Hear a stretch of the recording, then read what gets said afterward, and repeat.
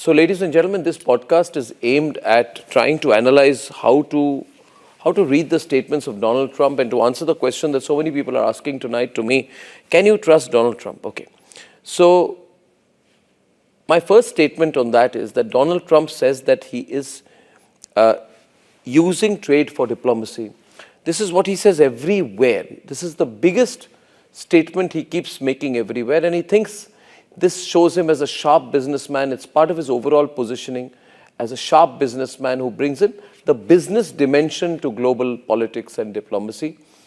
And these are the kind of claims that he has made. However, what is the fact? The fact is that is not true. He is not using trade for diplomacy. He is trading diplomacy for trade.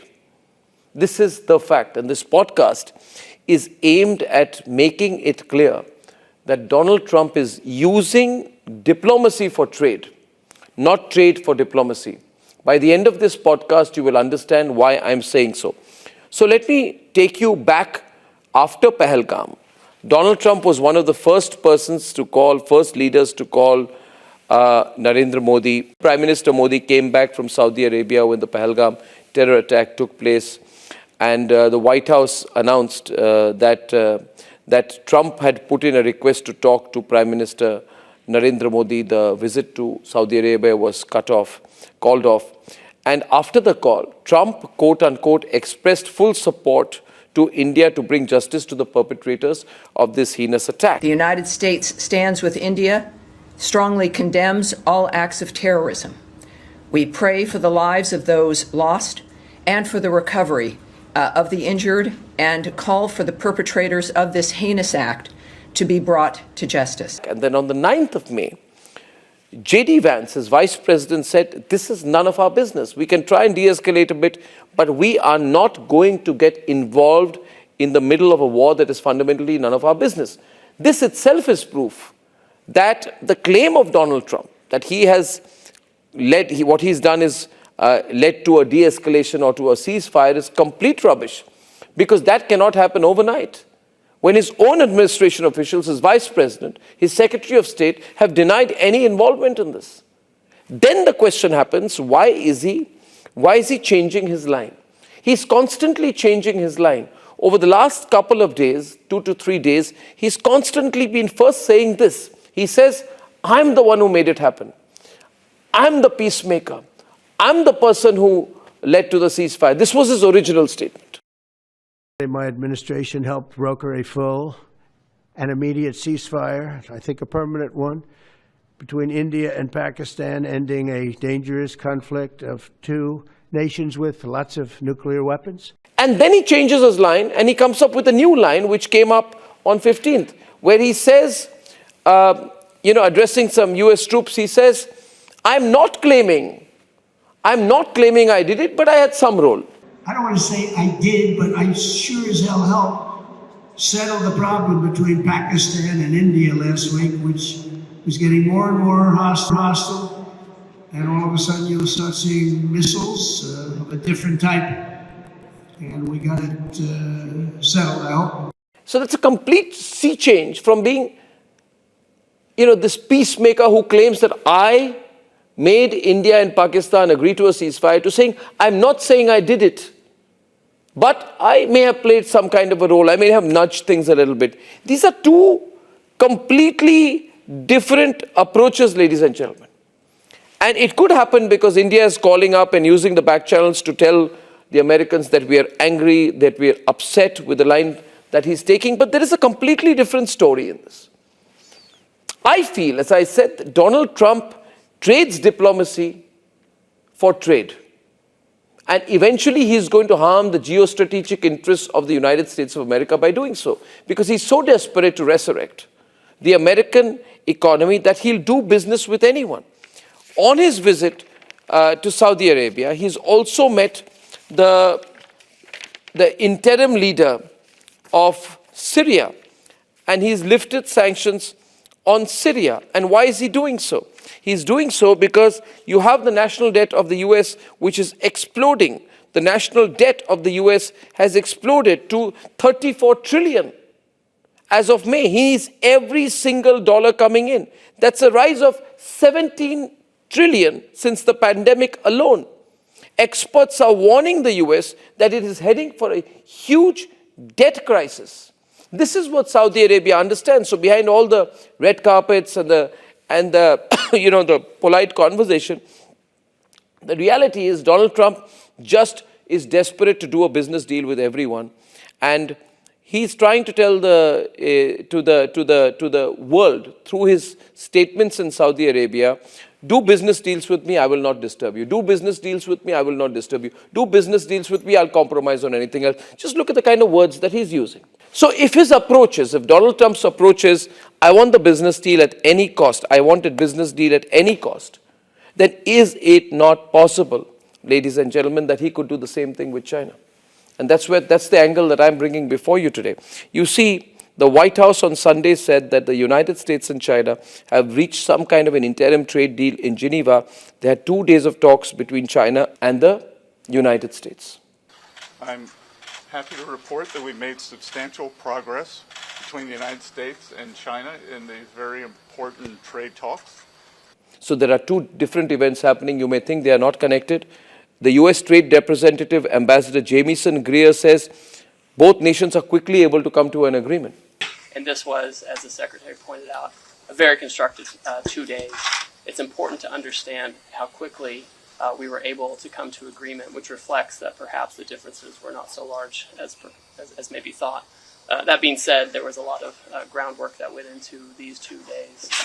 Just remember why we're here in the first place is the United States has a massive $1.2 trillion trade deficit. So the president declared a national emergency and imposed tariffs. And we're confident that the deal we struck with our Chinese partners will help us to work toward resolving that national emergency. But an agreement on the basis of what? Is it possible that the Chinese have used their leverage over America to say, change your position vis-a-vis India and Pakistan? Show the hyphenation of the relationship. Balance things out. Don't be on India's side. Now you may say, how is it possible that America will ditch India to go with China? Well, I would say that anything is possible. Absolutely anything is possible in geopolitics. You see, Trump met a man who calls himself Syria's interim president, is sitting in a suit. His name is Ahmad al-Shara. He's a former leader of a very dangerous terrorist group called Hayat Tahrir al-Sham. He's killed thousands of people, and he had a $10 million bounty from the United States of America. Trump, in order to placate and please the Chinese, the Saudis, has agreed to do business with this ex-terrorist. And he gave a soundbite later saying that he's a good guy. He's a young, attractive, tough guy. Can you imagine? This is his description of a terrorist. Listen to this. Right. I think very good. Young, attractive guy, tough guy. So if this is the level of U-turn that Trump can do, because he is in a real hurry, you see, viewers, he's promised MAGA to the people of the United States of America. I'm going to make America great again.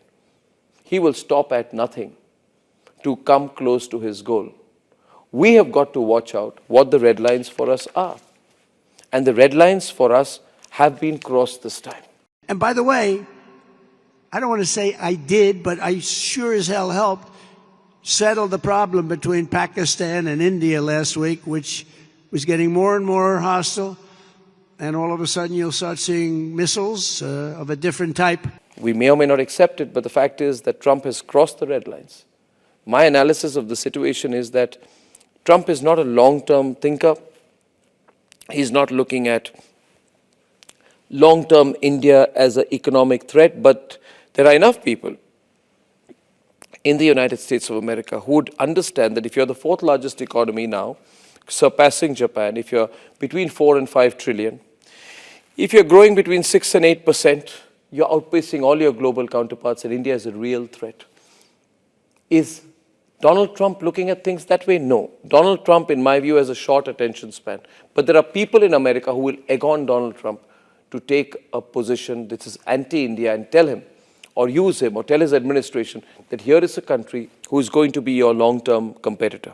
And that explains Donald Trump's very aggressive comment to Apple's Tim Cook when he said, I've told Tim Cook, don't produce your phones in India. We have Apple, as you know, it's coming in.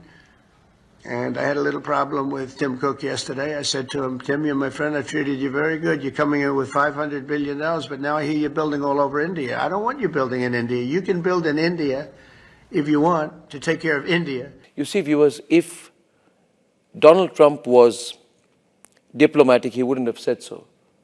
But he cannot keep any information with himself. If you are telling the Apple CEO not to produce phones in India, then you would do that on the back channel. You would see things done.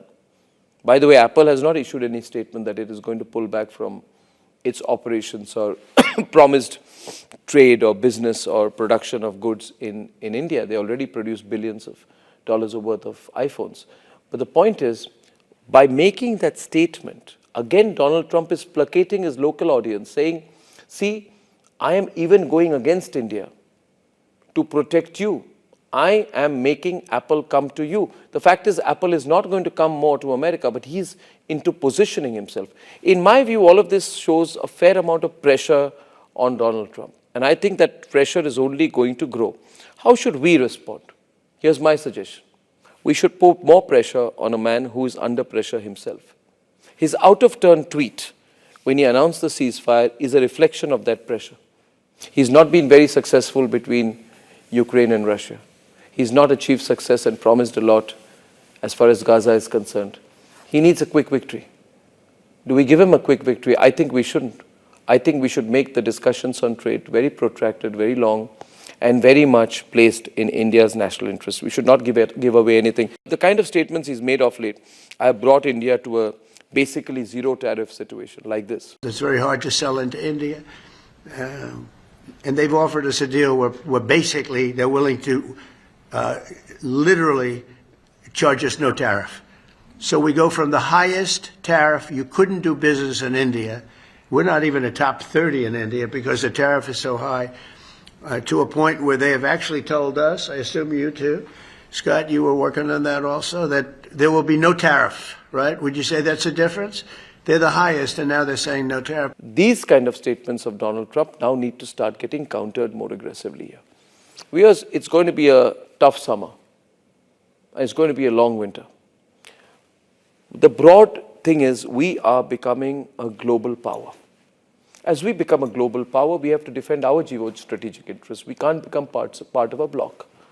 The only bloc that we are in right now is the Bharat bloc. And therefore, while we must not trust Donald Trump, we must analyze him, psychoanalyze him, and use his weaknesses for our benefit. I hope you enjoyed this podcast. I'll bring you many more. If you like my explanatory podcast, if you think they are too complicated, tell me. If you think that I'm able to connect the dots and make it simpler for you to understand, I'd love to hear from you. Thank you for watching this.